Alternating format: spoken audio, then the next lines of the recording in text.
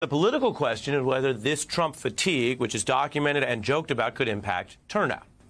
It's a legitimate question where even reporters are asking Trump rally-goers, why are you leaving early?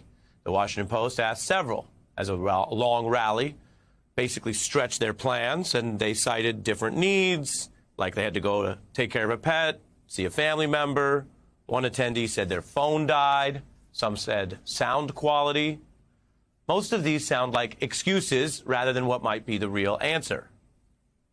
People with pets, just to take them at their word, know that they left their pet at home when they go out to a Trump rally or wherever they go. And if your phone died while you were listening to a great speech, you might just finish watching and go back and charge your phone in the car. These references I'm making are to what actual MAGA fans told this reporter were their reasons for leaving early. If there are deeper reasons the MAGA people left that rally where the reporter was and the other ones, maybe they don't want to share them with the media or post them online. But one thing we do know about most of the people going to a Trump rally is they are either Trump fans or Trump curious. They made an effort to go wait and see him. So if they're turning out or have some pause, well, what about all the other less Trumpified Republicans? That's a big question. It's one the Harris campaign actually thinks could be key to victory, that there is an echo between people who are interested enough in Trump to go to a rally, but react to what he actually says now, the Trump of today, not 4 or 8 years ago, that they leave early. A link between that and why top Republicans are breaking with their party to endorse Kamala Harris.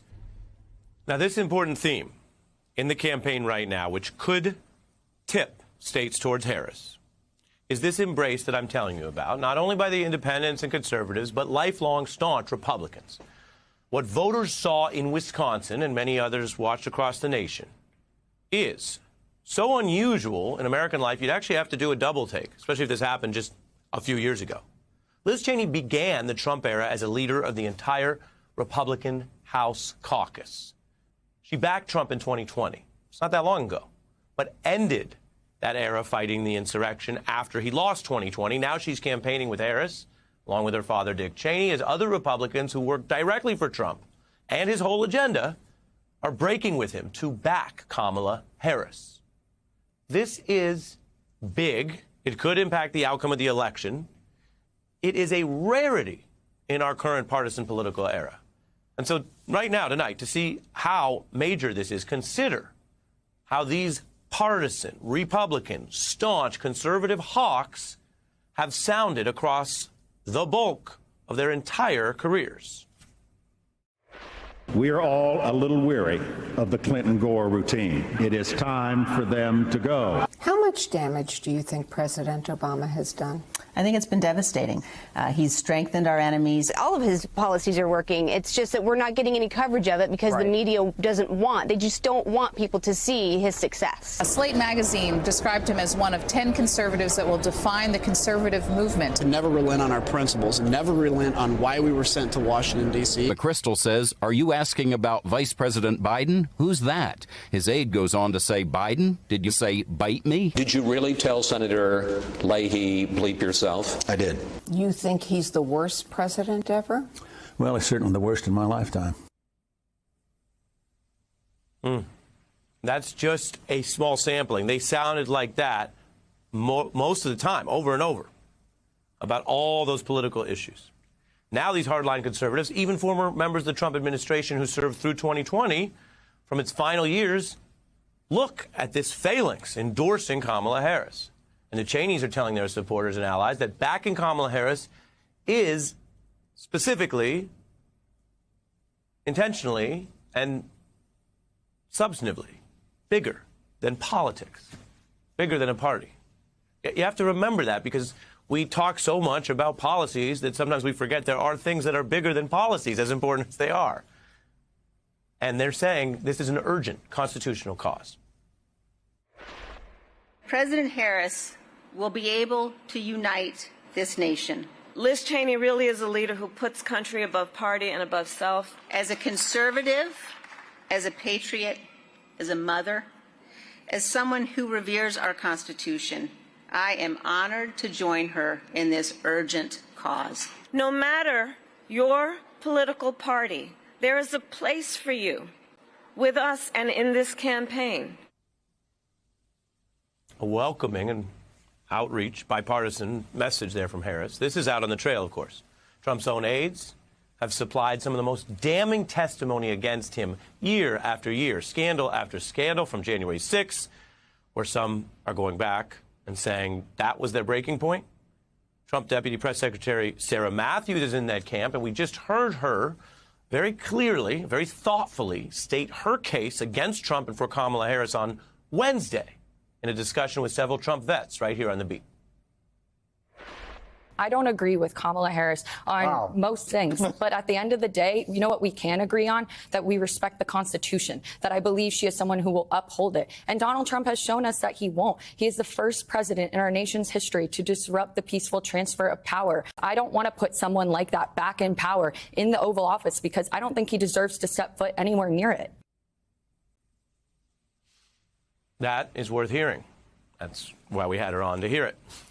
That's what Matthews took from her front row seat, which turned her into a witness to a now charged, and in some cases convicted, election plot and sedition.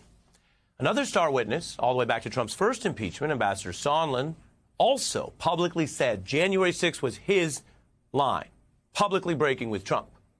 But unlike what I've just been reporting for you, unlike Cheney or Matthews, as Trump got power and won the nomination, Sondland retracted. He came back to MAGA. Now, when we assembled this panel earlier this week, we deliberately invited one key witness who stayed loyal to Trump throughout, Peter Navarro, who you see there.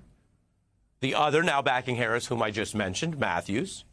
And we included Sondland as an aide who went from backing Trump to breaking with him to now backing him again. It's a lot of explaining to do, a zigzag zig, a kind of double J.D. Vance. So we asked why he made that journey and if he could logically explain it as anything other than for reasons of power. I was completely in, even with all of the foibles that everyone has already identified, and I don't need to go through them again, until January 6th. It was a no for me after that. I don't stand by it, and I'll tell you why. Ambassador, I'll let you finish, but this is so striking. You said it was a no for me after that, after January 6th. I did. And here we are right now. I did. And you're saying it's a yes for you. It is a yes for me. It is an absolute yes for me. Did he always make the right decisions? No, but no one does.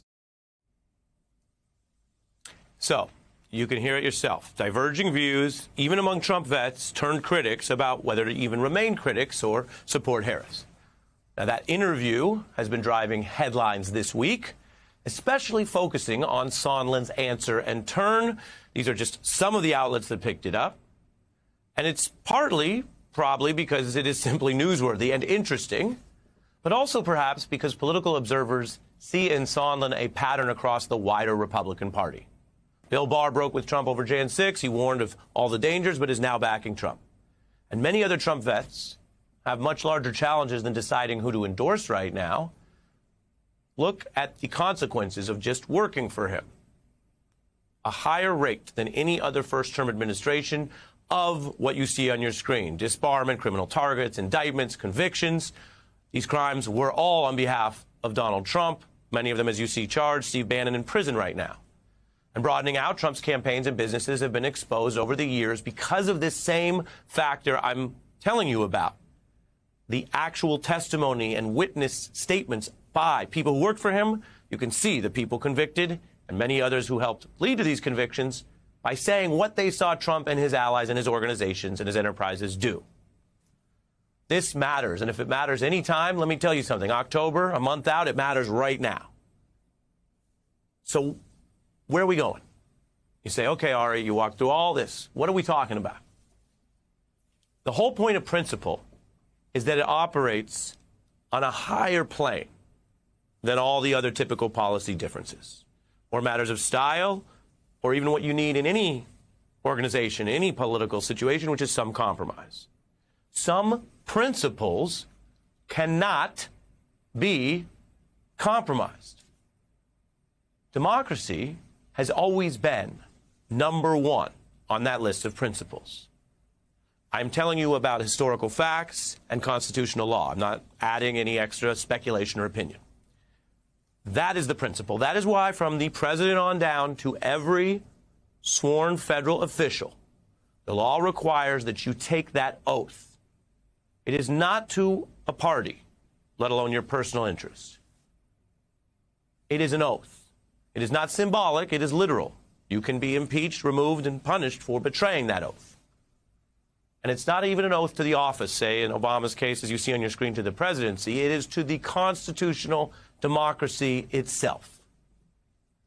We called our new interview special Divided Oath for that reason. We may host further installments on this before Election Day, because democracy and these principles and going to the source to get real testimonial eyewitness information is one of the most important things this election cycle. And that's why this election is still different. For the people who know Trump best, and many of whom have the worst things to say about him, and for those who lived a life of conservative values and are now putting everything on the line in a public rarity to back Vice President Harris as an urgent patriotic cause. Those are her words, Ms. Cheney, not mine. A patriotic, urgent constitutional cause.